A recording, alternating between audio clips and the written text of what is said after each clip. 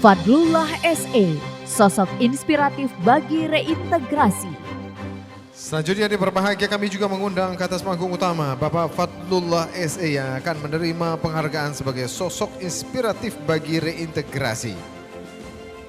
Dan tentunya juga Bapak Fadlullah SE yang saat ini sedang melaksanakan ibadah umroh akan diwakili oleh Bapak Bahtiar atau Madon, mantan Panglima Gampidi. Disilakan.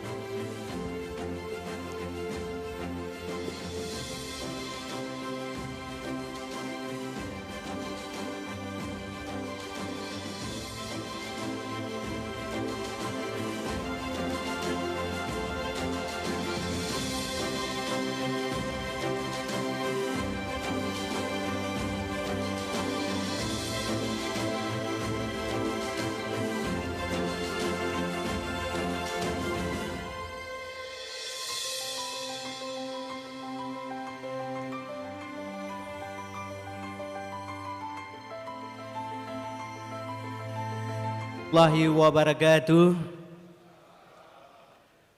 Terima kasih Serambi Indonesia. Salam perdamaian. Assalamualaikum warahmatullahi wabarakatuh.